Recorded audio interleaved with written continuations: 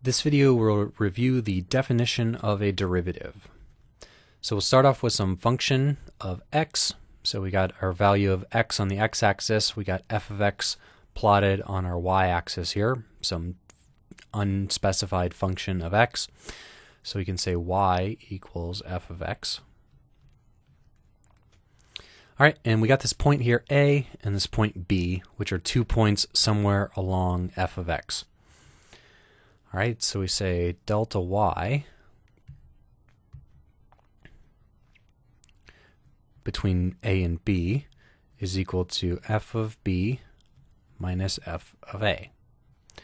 So delta y is just this value minus this value, whatever change occurred in height between these 2 points.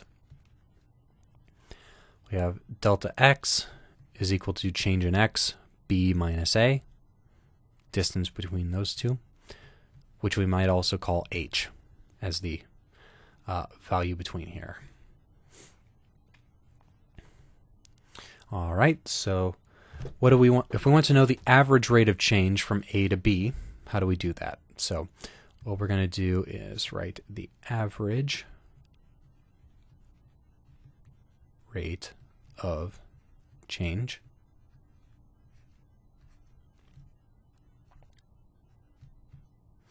is equal to how much we changed in y divided by how much we changed in x over the entire interval.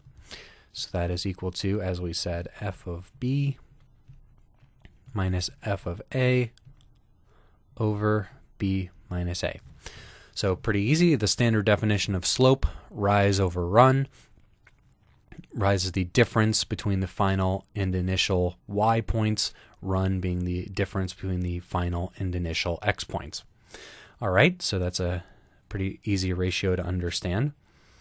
But what if we want to do this over a smaller interval? What if instead of a fairly long interval, we want a very short interval?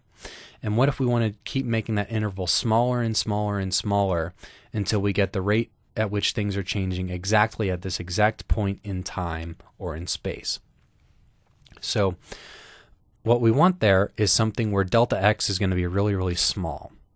But we can't get delta x, we can't make delta x 0 because there has to be some change in order for us to compute how y is changing relative to x.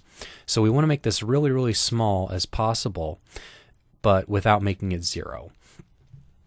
So this point here is the line that we drew between A and B. This is called a secant line because it touches 2 points on the line. It touches A and B. So that's when h is some non-zero value. But as h gets smaller and smaller, in the limit that h gets very, very small, we're just going to touch the line at 1 point. We're going to get what's called a tangent line, and that is going to be what we're going to have for our derivative, the slope of this tangent line. That tells us how things are changing at this exact point in time, at this exact point in space here. Okay, so that concept is what we call the instantaneous rate of change.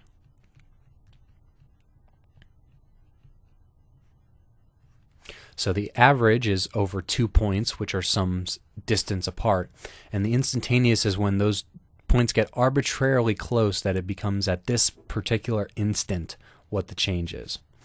So that's going to be the limit as delta x goes to 0 of delta y over delta x. All right, so there's a name for this concept. As I mentioned, this is called the derivative. So it can be written in a lot of different ways. It could be dy dx, change in y over change in x, but this dy and dx are called infinitesimal, or very, very small changes, equals df of x dx. And df of x dx is also written as f prime of x, which is equal to the limit as h goes to 0, h being the distance between the 2 points, of f of x plus h minus f of x over h. So this is the mathematical description for exactly what I just described in words to formally declare that thing. So we go from f of x plus h, some small distance away from x, to relative to f of x, and then that's that very small distance. What is the change that's occurring as we go to an infinitely small change to measure what that slope is? So this gives us the instantaneous slope at a particular location. So let me write down that dx, dy are what we call infinitesimal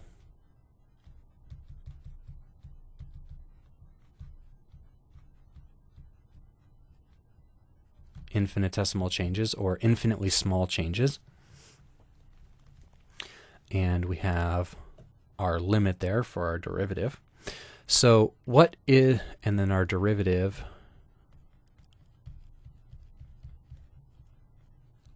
is equal to the slope of f of x at x. Okay, so as I said, that's going to be some tangent line, some instantaneous slope of our function. So when does that function not exist? What do we have to have in order for us to have a tangent line in our function? So f prime of x does not exist if f of x is discontinuous at x. So for example, this function I have here, we start at some value, we jump up instantaneously to another value. There's no derivative at this point here because the function is discontinuous. It doesn't continue smoothly from one point to another. Similarly, there's another jump discontinuity here.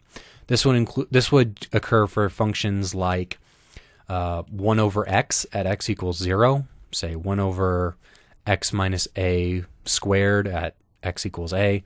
Wherever there's a jump discontinuity in your function where it doesn't continue smoothly from point to point, as we see here. Discontinuous if it is sharp.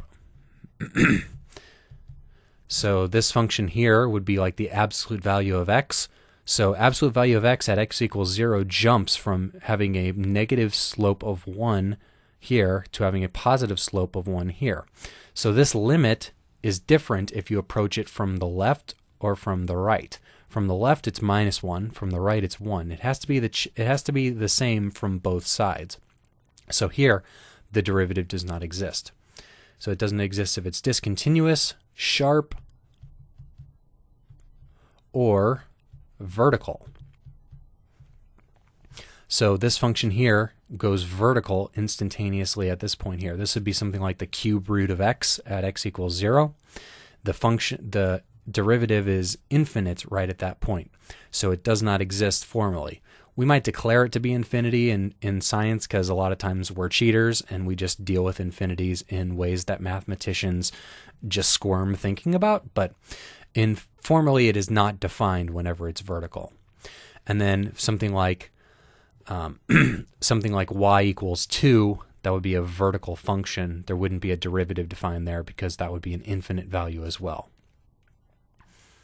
All right, so that is the definition of the derivative, the basics of a derivative, which is the instantaneous slope at a given point. It is the slope of the tangent line touching the curve at x, and it must specify certain conditions of smoothness and continuity in non-verticality, I guess, in order for that derivative to exist at that point.